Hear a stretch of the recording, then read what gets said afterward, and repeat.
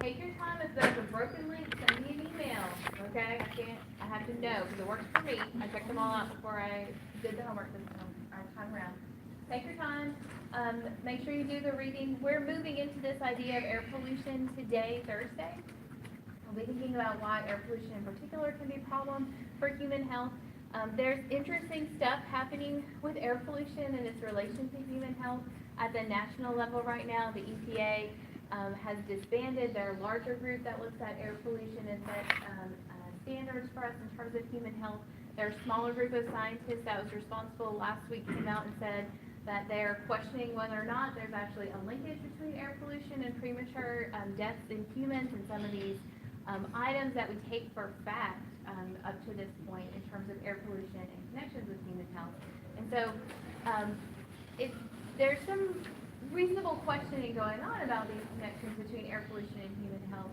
And I think it'll make an interesting discussion for us to look at what these different types of major air pollutants are and why we currently think they are problematic for human health. And then with this information in your hands, you can start to make decisions about what you want done with our air pollution standards, with our air cleanliness standards, and why might there be pushback against these regulations, and is there a detriment to increasing the cleanliness of the air around us? Is there something that's going to suffer because of this? I think is a major question that we can start to ask ourselves. Okay, but we are starting today from a position of finishing our discussion about energy efficiency and remembering that our production of energy in terms of the burning of fossil fuels is one of the main things that contributes to air pollution. And it does so first and foremost by releasing carbon dioxide when we burn fossil fuels. And that contributes to climate change and the warming of the Earth's lower atmosphere layer that we're going to learn about today. And it releases a tremendous amount of these particulates that form another major class of air pollutants. And our regulations around air cleanliness have largely changed pictures of major urban centers across the world from looking like this into much cleaner environments. And remember, 50% of the human population currently lives in an urban environment. What's happening there in terms of air quality affects half of us, okay, directly. The other half of us do very interesting things that expose us to other types of air pollutants. And so this isn't something that we commonly think about because the air around us is largely clean. And unless you see the smoke or the particulates yourself, we don't tend to think about it. But it is there. It is constantly there, even though it's invisible. So we need to consider what the consequences of that are for us first and foremost, and also for the environment around us going forward. One of the main ways to solve our problems that we have with our air pollution is to increase our energy efficiency. To use the energy that is being produced more wisely and responsibly so that it lasts longer and has fewer of the direct consequences that are associated with its production. Okay, so that's where we're going with our conversation today. We're going to start again by talking about energy efficiency, and then we're going to move into different portions of the atmosphere and different types of air pollutants. And that'll be our discussion for this week is about these other types of air pollution other than carbon dioxide. And then for the kind of the rest of the term after this week, we're going to be really concerned with carbon dioxide and other greenhouse gases. And we'll identify what those guys are that helps to contribute to climate change. Okay. So as I mentioned, we're going to look at electricity and transportation efficiency. Then we're going to talk a little bit about the atmosphere. We're going to point out different places that we create air pollution, hopefully today, and consider different factors that help us reduce air pollution and things that enhance air pollution as well for this problem. And then, as I mentioned, we'll go through these different types of major air pollutants.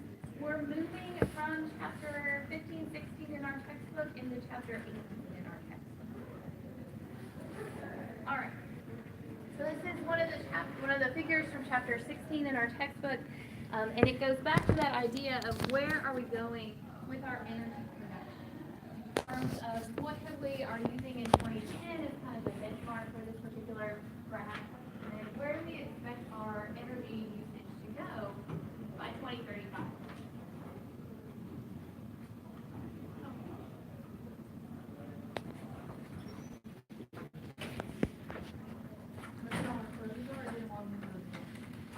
What we see from this particular graph is that, hey, hydropower is kind of tapped out. That's the blue line at the bottom. We're doing as much hydro as probably we're going to in terms of actually useful streams and rivers that we can dam to produce hydroelectric power.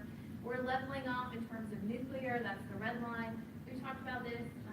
We've ramped up nuclear production, but the nuclear power plants we have are end of life. We don't want to build more because we recognize that we don't know how to deal with the radioactive waste that comes at the end of life with these nuclear power plants. We see that our non-hydro renewables are increasing, and in fact, they're about 20% today already of our energy production mix. Oil is kind of up and then back down again. It really depends upon oil prices, how we interact with the oil production petroleum market. If the price of oil goes up, we're going to get more into the tar sands and the shale oil, which has more detrimental environmental consequences. If oil remains expensive, then those more environmentally hazardous types of fossil fuels get pushed out of the marketplace. Coal is definitely on its way down. It's ramped up just a little bit in recent decades because of what's happened in China. But we're seeing that coal is being pushed out of the market by natural gas, because natural gas is cheaper, both to produce, pipe around. Natural gas has fewer regulations that go along with it because it is less polluting and less environmentally detrimental for us to actually burn. And so that's the kind of mix that we're moving towards. Renewables are coming up and they're starting to replace important portions of the marketplace, but particularly in terms of transportation, they're not there yet and being able to provide for us in our energy needs. Renewable energy can be great when it comes to electricity, but in transportation it has big problems. One of the things that is pushing us towards renewable energy is this remembrance that we can evaluate this in terms of efficiency. So energy return on energy invested is the ratio of energy output divided by energy input. And it turns out that our renewable energy resources, which are the ones that are in blue on this particular slide, have really great EROIs. They have really great net energy return, energy output minus input. They do well in efficiency in comparison to our traditional fossil fuels and nuclear energy, which are in gray here. And biofuels, that idea of taking biomass that's already on the surface of the earth and burning it either for transportation or electricity production, are kind of in the middle of the mix. It really depends upon the source of biofuel today in terms of its efficiency. Yeah, Caleb. What do the numbers stand for? So remember, EROI is a percentage, or it's like it is a unitless number because you have energy output divided by energy input. So if you have energy output in kilowatts per hour, you're dividing it by kilowatts per hour you put in. And so you can think of it as a ratio or a percentage. Generally what we think of is that if you have an EROI that's greater than 1, okay, that means that energy output is greater, at least by a factor of 1, for what you're putting in. And so you're making excess energy when you have a positive number here, or when you have one that's greater than 1. If you have an EROI that is less than 1, that means that it takes more energy to make the energy than you get energy out at the end. Okay, and that would be bad. For solar, it's 9, so would that be 9% of the energy you put in is that like 9% more than what you put in is what you put out? Yeah, you could think of it that way. In the case of when you get to numbers like 10, or solar's close there at 9, you get 10 times more energy out than you put into the process. Okay, like if you get 100 out, you only had to put 10 in. Okay. And so that, when you get above, 10, then you start thinking in terms of orders of magnitude. I have a lot of excess energy that's coming out of this process that I can use for electricity or transportation resources. Wind is excellent. Wind is extremely efficient because there are few energy transfers to go from turning that turbine in order to producing electricity. It's very attractive. That's, I think, this EROI, I think, is one of the reasons why we do so much more investment currently in wind than we do in solar. Solar long term is going to be the winner because the sun will always be shining relatively reliably. Wind is a little less reliable, has the bigger kind of structures that are needed in order to produce it, but wind's EROI is so much higher right now. That's one reason why we're interested in investing in it, kind of taking it off. Are they allowed to put those on mountains yet? Yes, they are. And it really depends upon the community and the regulations they put in place as to whether or not you can build wind or solar in certain locations. And it's at that municipal level that these conversations definitely happen. I know when we lived in Vancouver, there was a big wind turbine up at the top of one of the mountains that you could see from the city. So it would be, on windy days it was turning. Non-windy days it would slow down. Move it, I know, just push it. Okay, I think it's my job. Pushing the wind. All right. Okay, but the main point of this is that we have to have some type of energy revolution, that we have to do things differently than we currently work with them. Our fossil fuel-based electricity and transportation energy industry has gotten us this far, and now we need it to do something different. We need something to replace these polluting fuel resources, and we need to make this transition in a wise fashion. This is one of Tesla's newer models, kind of getting you to think about range of electric vehicles. We're going to talk about electricity or transportation in just a second. And that when we want an electric vehicle to replace what we have, it needs to be capable of doing the same things as the fossil fuel powered vehicle. And we need the same thing when it comes to electricity efficiency, that we need to replace fossil fuel coal-powered natural gas burning power plants with the same reliability, the same electricity output as what we have now. And so wind and hydro and solar have to become an exact replacement for what's currently available, or else the communities are not going to switch because they're not willing to sacrifice for brownouts or possibilities on, cloudy, still days when there won't be electricity production. Does anybody have an electric car? No. I used to have a hybrid. Turned my Prius into a minivan. I cried. That was a bad day. It is a good minivan, and I'm proud of the minivan, but I cannot wait to get back to the hybrid vehicle later. Okay, this is where we left off in class on Thursday last week. We were talking about electricity efficiency, and the worksheets back. What were some of the ideas that we came up with that can improve electricity efficiency? Did you have written down?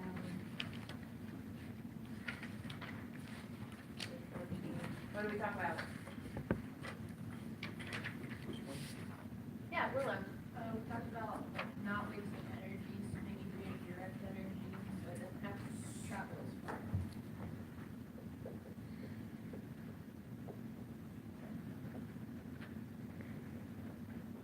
And these are interesting ideas, like local electricity power plants that in your neighborhood would be a solar, wind, electricity generation facility that would provide the electricity for your region. And that there are lots of little substations that all feed into the grid. So when one substation goes down, there's extra capacity in other regions. What's actually being produced is done in your neighborhood, so it doesn't have to travel as far. There's less loss in the process. You know exactly how and when your electricity is being produced. What else?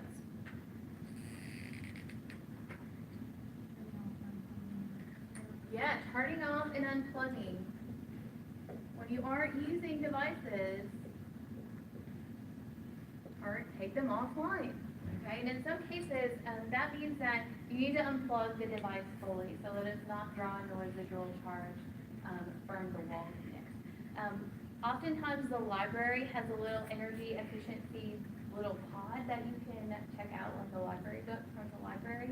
And you plug it into your wall, and then you plug your device into the other side of it, and it will read out for you how much electricity that particular device is drawing. And you can go around your house and figure out what are the appliances, what are the things in my house that are pulling a lot of electricity out of the wall when I have them on, when I'm using them, and also when I have them off, or they're in standby mode, and I'm not actively watching TV, but my TV is still drawing electricity out of the wall. Which devices do I need to have on a timer? Which devices do I need to make sure I unplug? Not only when I'm going on vacation, but at other times, so that I can reduce my electricity bill in the first place, so I can save myself money and also become more efficient in terms of electricity. Kaylee. One of the things I just learned was to close the circuit. So if you have they make the devices, like one of the things so you can plug more stuff in. Oh, yeah, your Surge surge protector. Surge protector, that's it. So if you have one of those plugged into the wall, and you turn it on, closes the circuit, because if you don't have anything plugged in, it's still running the electricity through. And if you have something plugged in and you have the circuit breaker turned on, then it closes the circuit. Right. Those surge protectors are interesting devices that they can allow you to do that. Okay, we need to be wise about our surge protector use. Don't plug surge protectors into surge protectors. You can overload your circuits. Okay, don't start fires. But they can help you with this idea that you can plug a lot of stuff into one surge protector, and then you can turn it off, and that turns off effectively all those devices that are plugged into it when you aren't using it. What else can you do to help with electricity efficiency?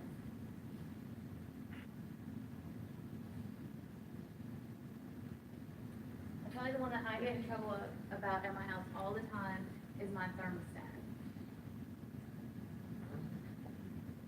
Okay, that UN climate report came out at the end of last semester, and I went over to the thermostat and I bumped it down 2 degrees, and man, did I hear about it. Okay, my kids were like, "It's cold," and my husband was like, "It's freezing in the basement. We're playing video games and not moving." And I'm like, "Here's 2 blankets. Okay, here's a pair of slippers." Yeah, that's 68. I have it at 67. And at night it goes to 64. It is chilly. I like the cold. I know, I prefer to sleep in the cold at night. Everybody's a little different.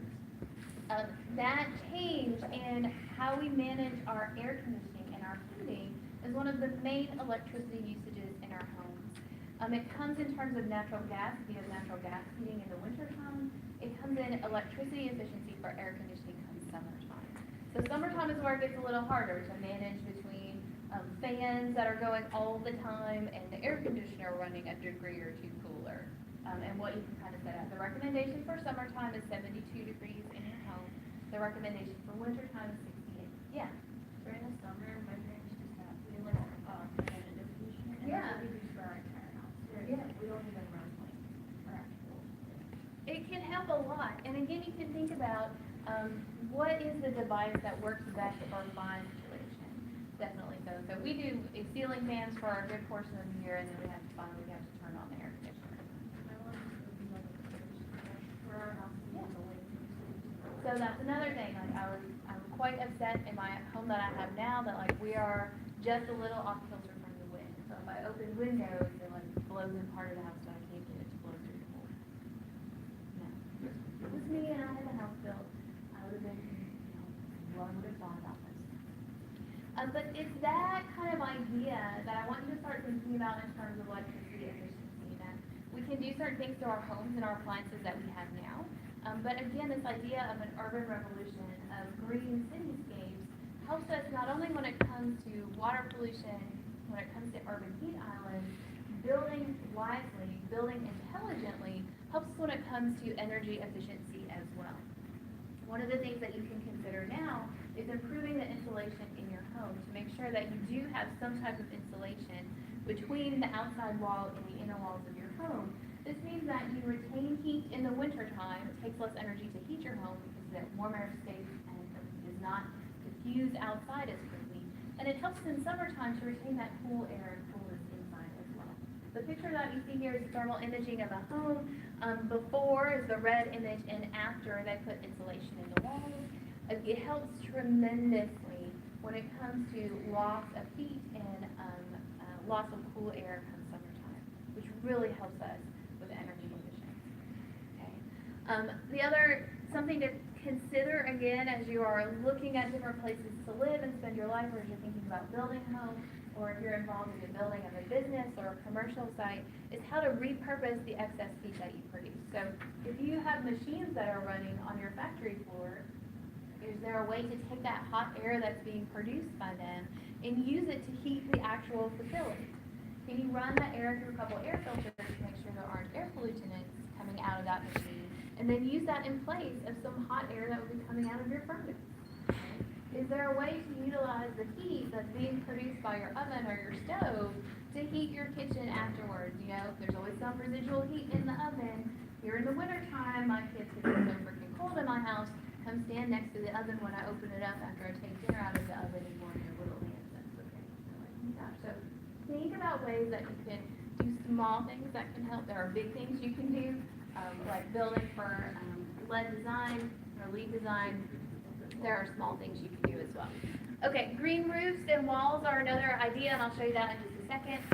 Again, this idea of taking small personal changes, thinking about efficient light bulbs, thinking about efficient motors.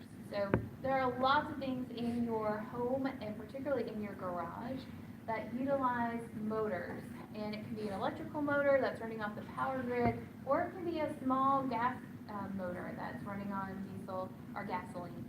Those individual motors can be improved in their efficiency and how long and what their fuel efficiency is. That helps a lot, again, when it comes to making resources last longer and producing less pollution over the life cycle of that device. The other thing that's really important to get people to make these types of electricity efficiency changes is to reward change. The idea that I'm helping to save the planet helps me turn down the thermostat, okay? Like, that's good enough for me. I'm weird. Okay, that's not good enough for my husband. Okay, he has to know that there's some positive outcome that comes from being cold in the basement for a couple months out of the year. Okay, he does it because it makes me happy, and that to him is the reward. Okay, but if he got money back from the government because he kept his house at 67 instead of 68 degrees, and maybe he got more because the thermostat was turned down lower, for each degree lower, he would totally do it. Okay. If he could get a tax rebate because we buy an energy efficient water heater, he totally does that. That is a factor in his decision making. The idea that he's going to make money is much more motivating than it is to save the planet, which is this long, far off goal that you might not ever see and might not ever come true, right? But that type of incentive works really well for people to make responsible decisions when it comes to energy efficiency. Knowing you're going to save money on your electricity bill helps you change over to LED light bulbs. Knowing that you're going to save money on your water bill by putting in a more efficient washer and a more efficient, both in terms of electricity and water, dishwasher, helps you choose that when you go to school. It helps you talk about that when your friends say, oh, I'm in the market for my dishwasher bill. Like, oh yeah, if you buy such and such Gold Star appliances, you can get tax rebates and it might be on sale. Green roofs and green walls are a really interesting innovation, not only when it comes to greenscaping, urban agriculture, helping filter water and precipitation that's falling on roofs, but they help a lot when it comes to energy efficiency. Green roofs help to provide an extra layer of insulation to keep warm air in buildings in wintertime, and green roofs help to provide a new layer of cooling come summertime. The evaporation that takes place from the plants that are on green roofs helps to cool the building, and again, the soil buffer that's there provides another layer of insulation to keep the cool air from dissipating out of the building. Green roofs are kind of the thing, I would say, in lots of cases when we see new buildings that are going into particularly urban areas. They're wanted by residents of high-rise apartment buildings as a place they can go and interact with green space. And they also help the building be more efficient in lots of different areas. It is something that is relatively easy to do if you start off planning for a green roof. Okay, they do take extra support to be able to hold the weight of the plants that are there, to be able to sustain them in terms of watering and life cycle of the plants. And so you have to be thinking green roof at the start of the process. Green walls are a little bit easier to add, and that it's pretty easy to add a row of kind of fencing and trellising alongside an existing building and get plants to grow. Provides the same benefits in terms of shielding the building from heating up incoming solar radiation and helping to cool the building in summertime, and then maintaining that buffer layer in wintertime from lots of willow. So are they doing this a lot now, like they're building, or like, Yes. like, I would say it's easier to do from the start. It's harder to add afterwards. You may want to do it and realize that you can't do the entire roof green space because of the way your structure is built. But it is somewhat easy to add afterwards. There are lots of construction design companies that specialize in this type of urban design and urban development with kind of an environmental cast in mind. The idea that you will save on maintenance and cost of running the building, you'll be able to get more profits out of the building if you take on some of these efficiency ideas in the first place. And that again usually. All right. One of the last things in terms of electricity efficiency that I want to again kind of hammer home is the idea of a smart grid. Right now, of course, we have an electricity grid that takes electricity from where it's produced in the power plants and it distributes it out through the system. And this is largely a one-way system, which is kind of the red side of the figure that we see here. The electricity is produced and it's pushed out to the endpoint users. What we want to move to is the idea that maybe everybody has a battery at their home. And the electricity producing facility pushes out electricity to you, and maybe it gets stored on site for when you're ready to use it. And if you're not using it, it can be pushed back to your neighbor that's having a cookout or a party and needs a little bit extra today. The idea that the flow of electricity perhaps doesn't need to be one way in nature, and that we need to have using the technology, the AI that we have at our fingertips to monitor where places in our electricity grid are high use and where they're low use, and move the flow of electricity where it needs to go. So one, it doesn't get wasted. Two, we meet needs. And three, maybe we have to run the power plant at a lower rate. Maybe we can use less because we're using what we do produce more lives.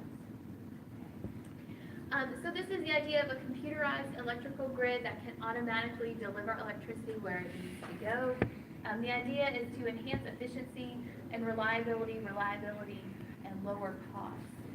In lots of urban areas, it's not uncommon to experience a brownout or an electricity flicker when you have a severe thunderstorm or a windstorm or days of high use, particularly on really hot days, like in the summertime when everyone is running the air conditioner at maximum power.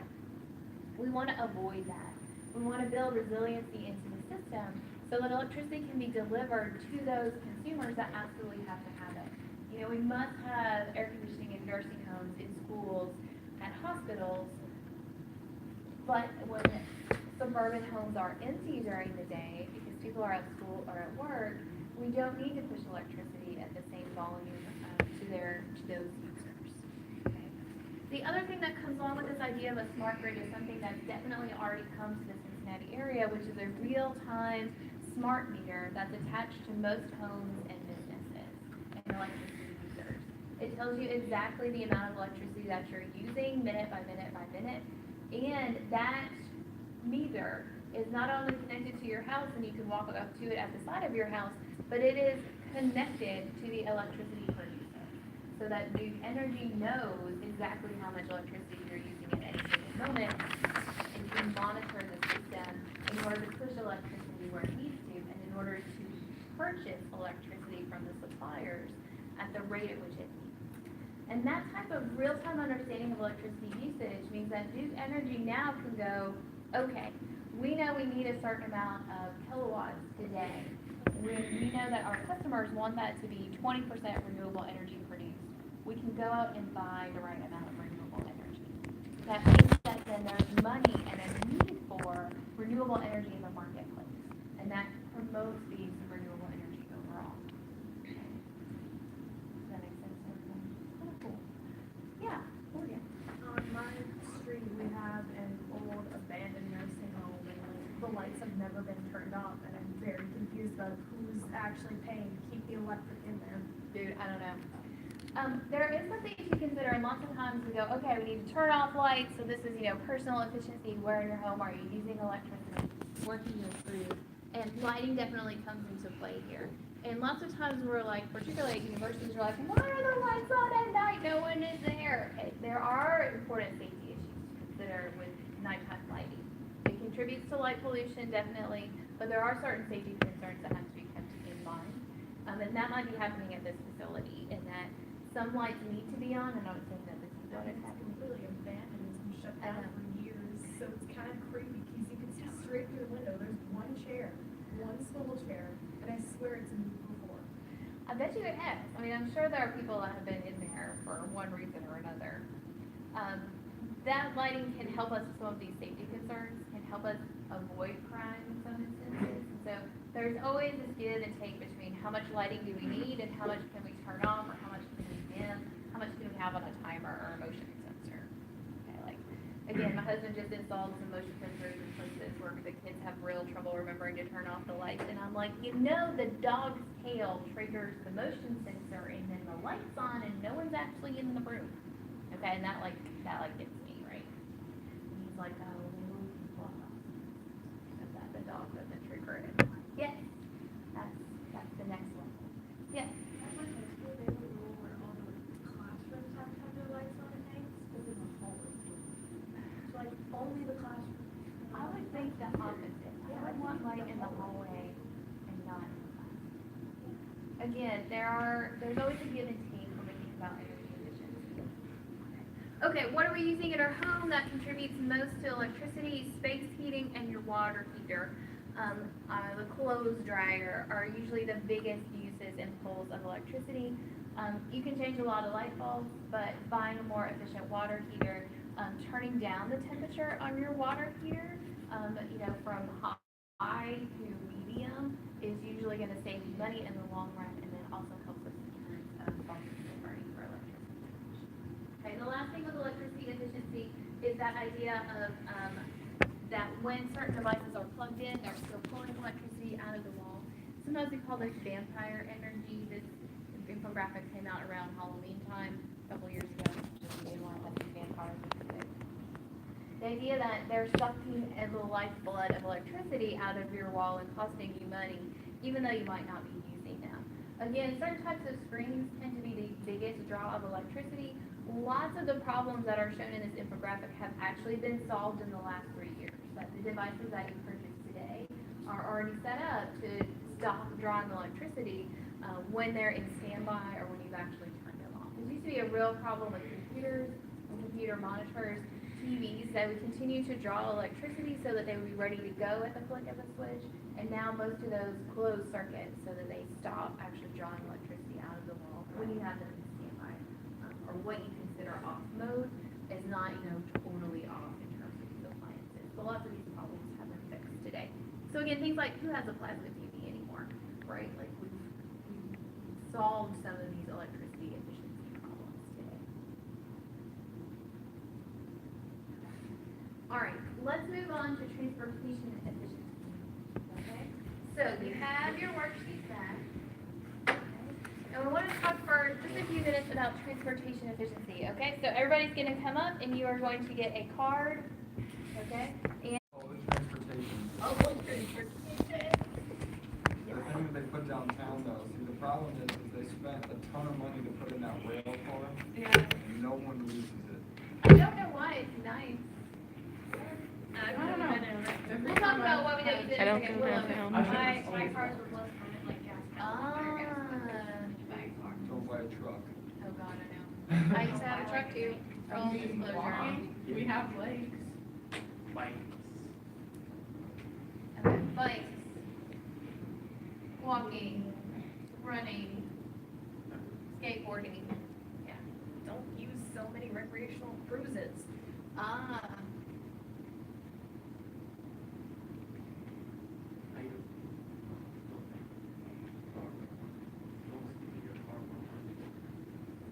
Yeah. So I was thinking somewhere along the lines of like accessibility, so like if you live in a place where they build things so that you don't have to drive. Ah, yes.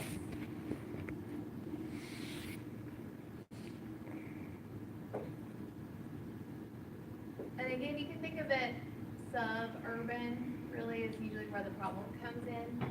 We have a need for transportation. Yeah. Hybrids.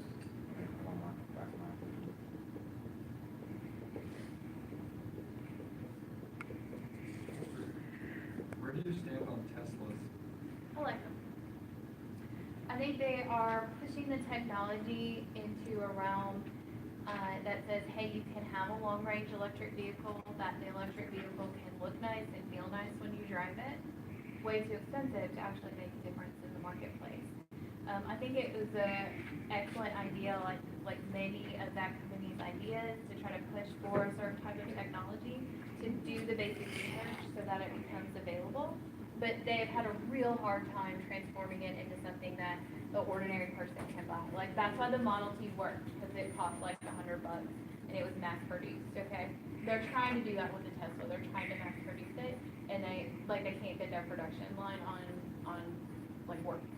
And so that is a real hindrance for them. They cut the price just a little bit, Right.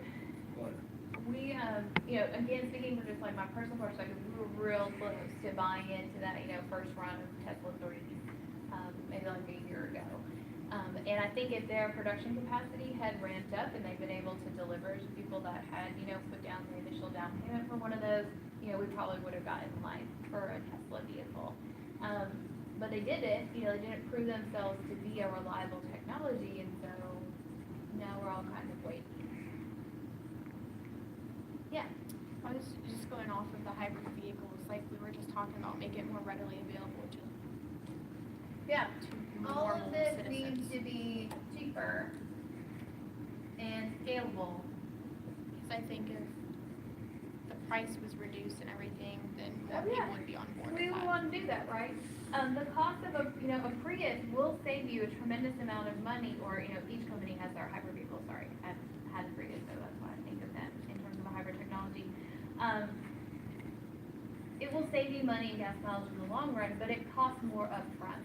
And when that's your first vehicle and you're entering the marketplace, that's difficult to start there. Okay, so there are always going to be cheaper gas-powered vehicles that are a better gateway to transportation that an individual must have. Yeah.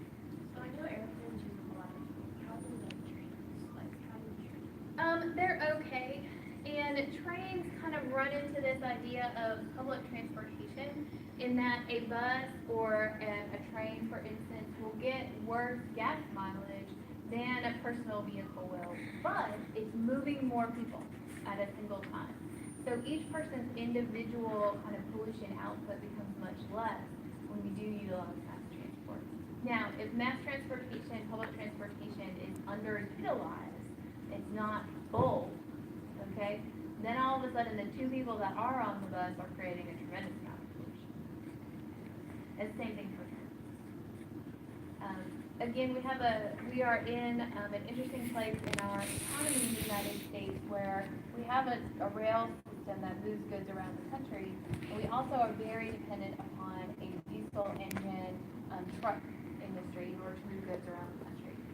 And that is because our railway system does not reach into all the places where we need to distribute goods any longer. And so it's more fuel efficient to send stuff by rail car, but the rail doesn't go where we need goods to actually go. And so there's a big push to go to electric trucks and automated truck driving in order to improve fuel efficiency and reduce pollution costs.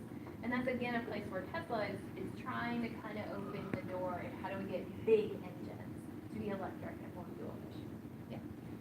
So, one of the things that I saw is they just built, it's not in the United States, but one of these countries, they built one of the high-speed electric above-ground trains. Those things are intense. They are.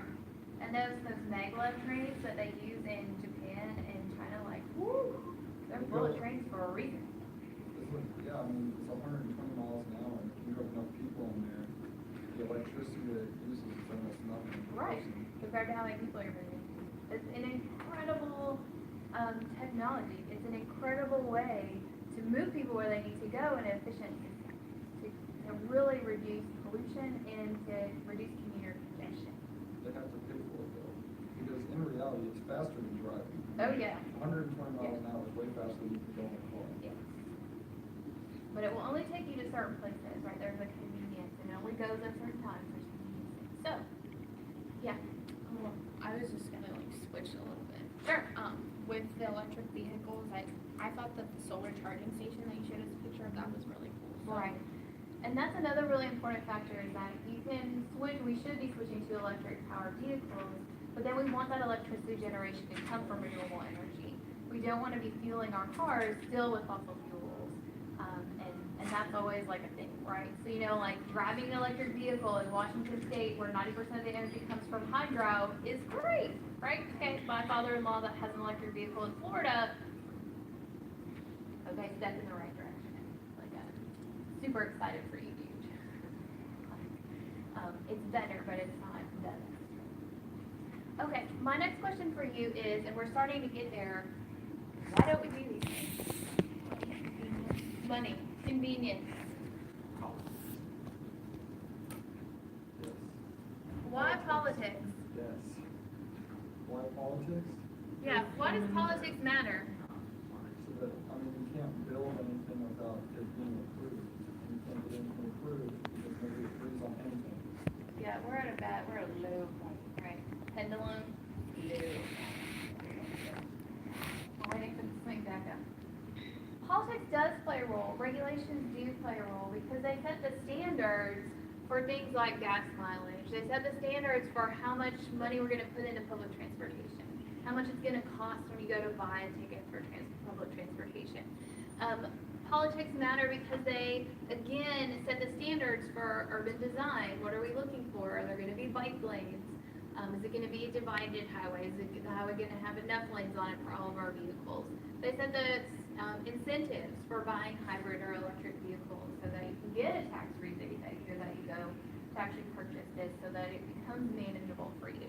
Yeah. The other thing with politics, I feel like if actual people don't know about it, then they can't, like, tell or complain about it to where politicians are their game. That's true, and so again, our political system is very driven, we say, by our politicians representing us, and what we want them to show is what we tell them to, and so we have to communicate with our politicians about what we want them to do. Part of that is voting in the first place, so that your elected official represents you. But then what happens if you're in the minority, right? Okay, in my county, I'm gonna be in the minority for a long time, okay? Like, in my county where I live, it's not Democratic. It's probably not gonna ever be, okay? What can I still do? How can I still be a player in the system? I could move, right? But I also think that me being there, being a voice in that community for my values is important to say, hey, even if we do move towards efficiency, even if we do think about mass transit in our city, it can only benefit us, okay? There might be some short-term costs, but the long-term payoff is so important. And to be a voice that reminds people about that, okay? Not to be a roadblock to what my local government is trying to do, but to try to be like a speed bump along the way to say, did we really think through our decisions? And if so, then yes, then let's carry them out. Is there a way we can modify that to make sense? That's difficult for politicians because they tend to hear from certain people over and over and over again. And it tends to be people that have access, and with access comes from money. And so if you don't have access to your politicians, it becomes much harder to influence what they're doing. And so how can we change our system then? And we'll get to talking about this semester where everyone has equal access again to the system. Yeah. I think another reason is just because most people don't see what's going on in the world. It's a huge issue. Right. I'm gonna say visibility. Some people just don't care. We're gonna put concern over here. Yeah. I think the problem is with politics is that, like you said, with the money, but it really comes down to the companies and the backers that have all the money have their own agenda, and if the person they're backing doesn't follow their agenda, it doesn't. Right. Get the money in. Those two things tie together very, very well. And if you can show that your technology, your efficiency standard will save people money, will save industry money, will save communities and governments money, you have a much easier time passing it than if it's going to cost something to implement. And that's, I think, where mass transit has a huge problem, is that it costs money to build a transit system. It is years to a decade before the transit system starts to pay for itself. And for communities, they're like, we don't have money for public education now. You want us to invest in a public transportation system? It's a really real concern. And so somehow we have to approach this problem differently. think about the ways that would influence people to make those wise decisions, even in the face of short-term consequences.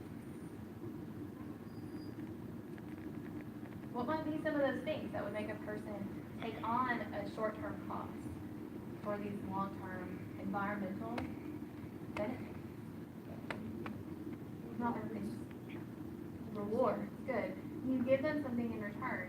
If we as an electorate show that because you're willing to take on these big problems, we're gonna elect you again, that's what makes you electable, then they're gonna make those decisions, okay? If we continue to base upon our politician and our politics system upon short-term goals, upon short-term benefits, then we're gonna keep electing people that are gonna keep making those short-term based decisions, and they aren't gonna think long-term for us.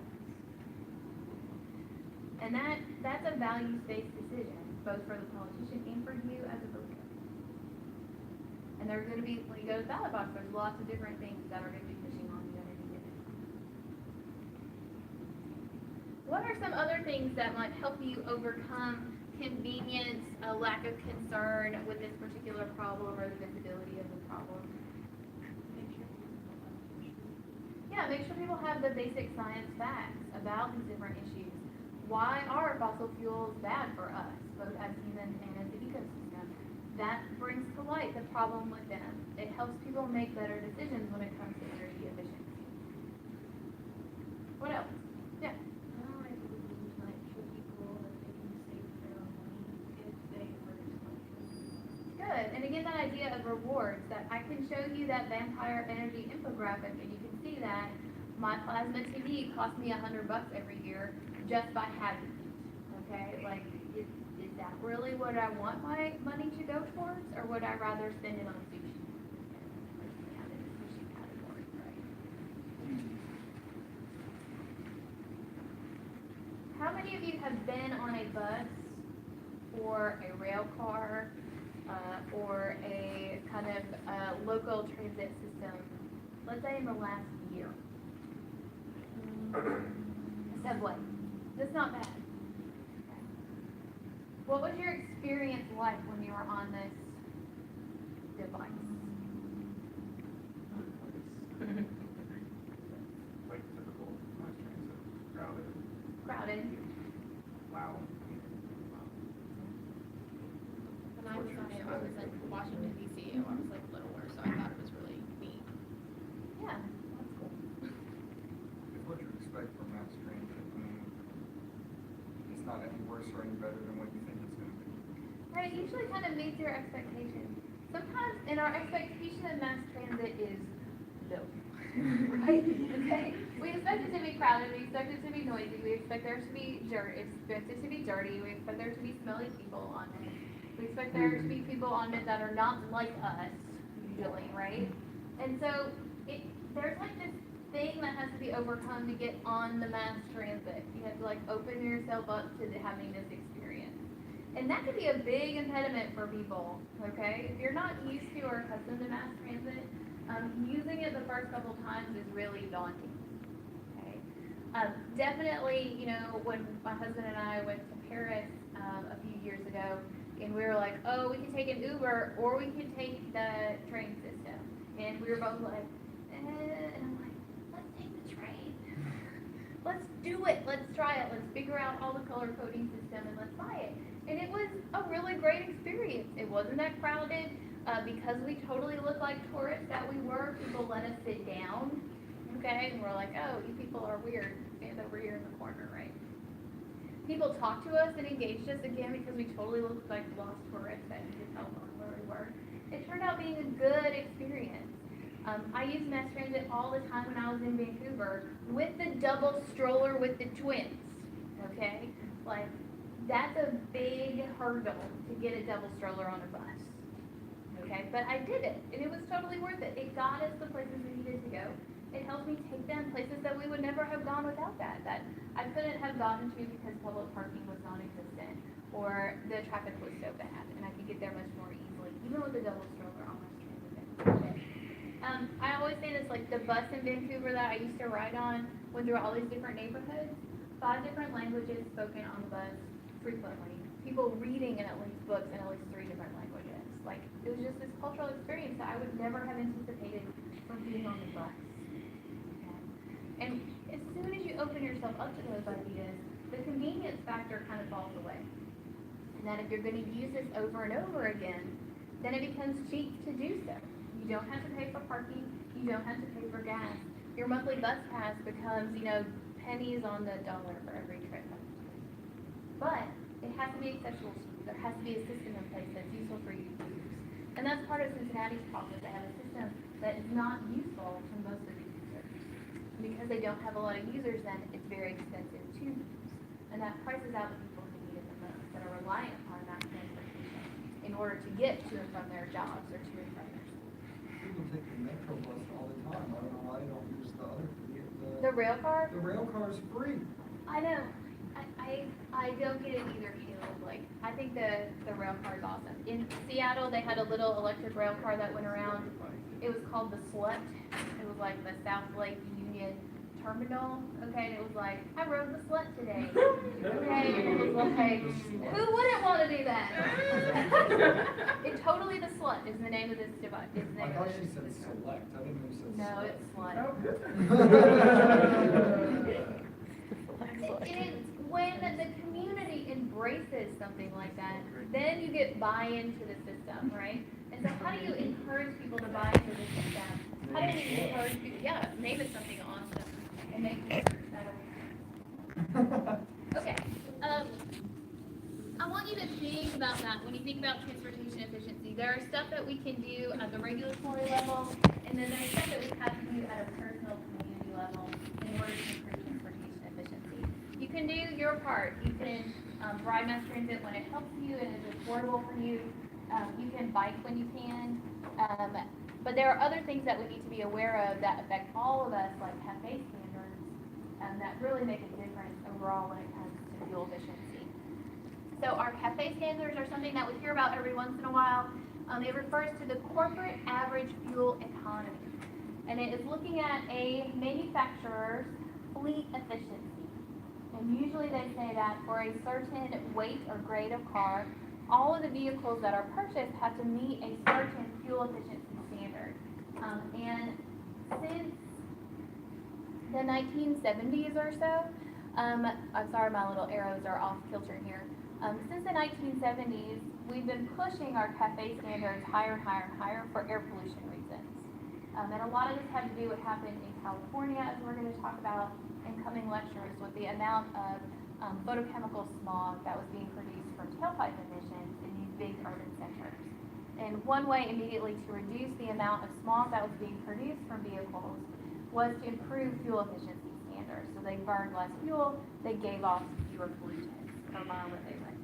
So our fuel efficiency standards have gone up quite a bit. 1973, they were 11.9 miles per gallon. By 2016, they were 35.5 miles per gallon. That 2025 standard has been missed. We are no longer on track to be up to such a high fuel efficiency standard. Yeah. I don't know if you know the answer to this, but I'm interested. So I know when you're in like a regular car, it charges the battery that's in the car while you're driving. If it's a hybrid, yes. No, even if it's not. So like I'm not talking about. Oh, yes, you know yes, how yes, every you car's have a got little bit of battery. motor keeps running. Yeah. Yep, So yep, yep. in a hybrid car, do they use that same technology? Does it charge while you drive? Yes, that is still running.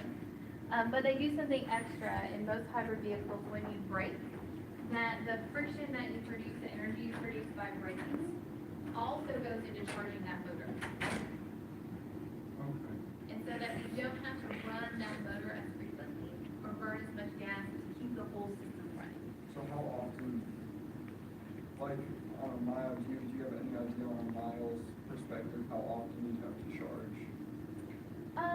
Let's see, so in the Prius, if you didn't brake for like an hour and a half, so if you were just like highway driving, and you're kind of changing, you're not changing speed at all, you're just kind of going across country, you would start to pull down the battery to maybe, over the course of an hour, maybe like 10 to 20%. Like you take it to 10 or? No, if you started with 100, you take it down to 80, Okay. okay? You will slowly, if you're driving a hybrid vehicle and you're not braking, which is usually the instance on highway driving, you will pull down that battery. And then eventually, it will kick on the little secondary motor in order to charge up the battery. So what is it? Why don't they use the tires? My understanding is that to move the tires and like rotate them takes energy to keep that axle turning. Well, on one of them. So one adds the front or the back, because Right, I depending don't on think what your there's car any is, yeah. hybrid car that's Yeah. four-wheel drive. So I don't, what, The Subarus are close, but those cars are weird anyways. yeah, that's what I mean, because they do that, that's what they do with regular cars, like I have a Honda. Yeah. And my front tires, yeah, my front tires charge my battery on the side. I don't understand why they wouldn't do that. Maybe it does, and I don't know. Because the battery wouldn't die if you were, like, at all. No, right, that's cool. Yeah, like as long as you're It's gotta be a reason. running your car, the battery stays charged, right? In most cars, when you have it sitting and the lights on overnight, right, that the battery runs out instead. You definitely, hopefully it's a combination of these technologies in order to produce it. And those are the types of things that we want cars to take advantage of. The inherent production of energy within the system should be useful to us so that we can move away from fossil fuels. The problem with electric vehicles is battery charge and battery production. Now, how much electricity and charge can you hold within the battery pack determines the range of the electric vehicle. And then, what are the materials that were used to produce those batteries? And what does it look like in terms of their production and their manufacture? And what does it look like at the end of life of those batteries? And so again, we used to use these nickel metal hydride batteries. We've definitely gone to these lithium ion batteries that hold a charge longer, they last longer and have to be replaced less frequently. They're easier to waste when it comes to end of life cycle. A big thing today, though, is continuing to push our cars to have better fuel efficiency standards in the first place. That's going to affect everyone's vehicle. That will help with air pollution that everyone produces. Okay. All right. Other things just to keep in mind are that you don't have to use your own individual car to get to and from places. In different communities, the mix of biking and walking, mass transit, carpooling, individual cars is always different. And so what's available in your community largely determines what are these different commuter choices that we have for people in terms of getting to and from work in a convenient and reliable fashion, and getting to and from, in our case, our universities and schools. For lots of us, coming to Claremont campus is an advantage because we live in this community. It means we don't have to travel all the way into downtown and come back. So it saves us time and energy in order to be here. Is that something, again, that we can increase in terms of education? How many of our classes can be taught online? Where we can, move everybody away from being in a campus. Like definitely talking to our peers helps us in some cases. And being one-on-one with teachers and interacting with equipment can only happen at university. But then can remote and online classes, can remote working help us when it comes to transportation efficiency? Do we all need to go into work each day? Sometimes the answer is definitely yes, okay? Sometimes no. What can we do from home and avoid this? Again, this is the graphs at the top are the Seattle, Washington worker transportation choices in the 2010 census. Most people were driving alone, but they had a fair mix of carpooling and public transportation as well. Pretty high for an urban center when it comes to that. Davis, California has the greatest percentage of bike commuters of any community in the country. Close to 24% of commuters in Davis, California bike to and from their work and daily lives. Again, that's something that is really advantageous when it comes to fossil fuel consumption, and it's great when it comes to human health and exercise.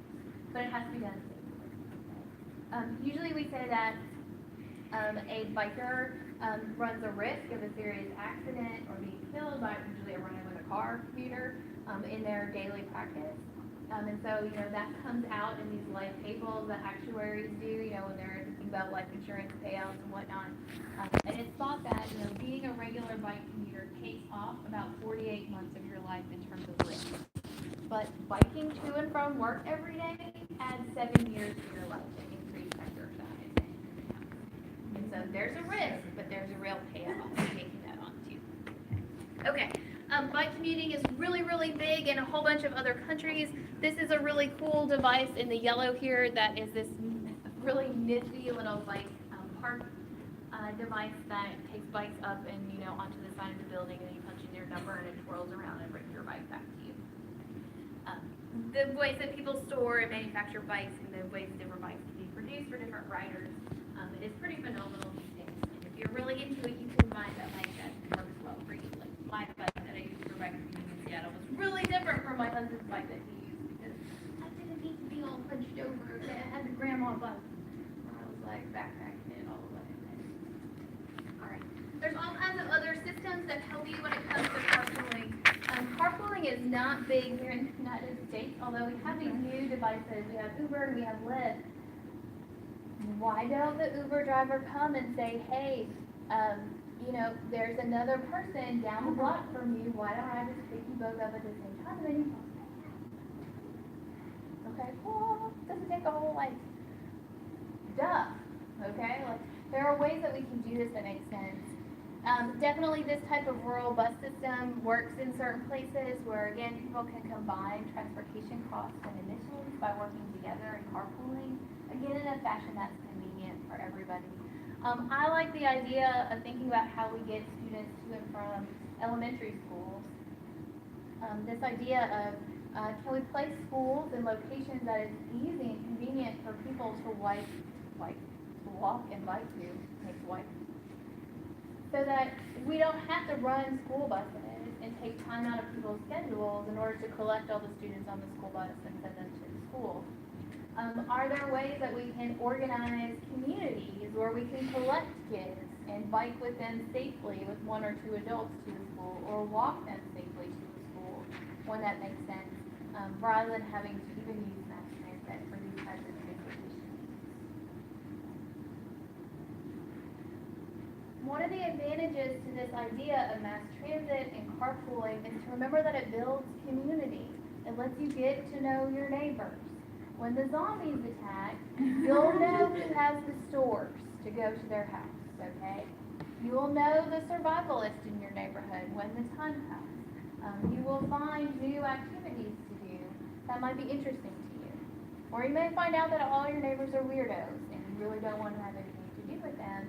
And that's fine. Invest in a better pair of earbuds. Okay. Be wise and responsible in your choices, and lots of times the benefits can outweigh some of the problems.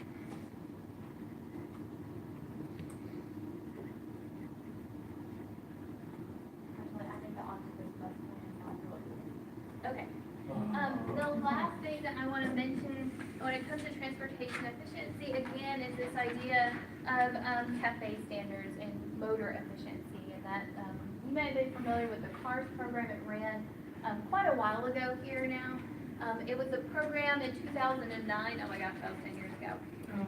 And what they did was they said, if you bring in your clunker, your old car, based upon how old and terrible it is, in fuel efficiency and tailpipe emissions, we will give you cash money to buy a more fuel efficient car. And it was known as the Cash for Clunkers program. It turned out to work great. Lots and lots of people came in. They got money towards their new car. We had, 500,000 cars that were traded in just a couple months.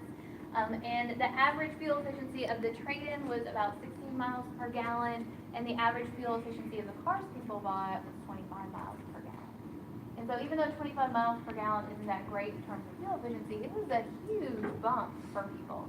This was one of the things that helped push the car industry out of the recession as that was happening at this time, was we said, hey, we know you guys need to manufacture cars, let's get people to buy more cars, okay, by coming in and turning in their old car, getting a federal money in order to replace that car with a new vehicle that's more fuel efficient. There is a cost for disposing of these vehicles. Remember that when you trade in a vehicle, a lot of times that vehicle gets sold. All of the cash for clunkers cars, their engine blocks needed to be taken off the market. That was the whole idea. And so in most cases, concrete was poured into those engine blocks so that their parts could not be used in resale or to rebuild fuel-efficient engines, and that, parts of the car that could be salvaged to be sold, but that individual vehicle wouldn't go back onto the roads as a vehicle. And so there's a cost that came with this, both for the rebates and then for disposal of the cars. But these types of programs, these types of ideas, are one way we can move ourselves to fuel efficiency without having to buy into electric vehicles, without having to buy into gas trains. I saw a couple hands.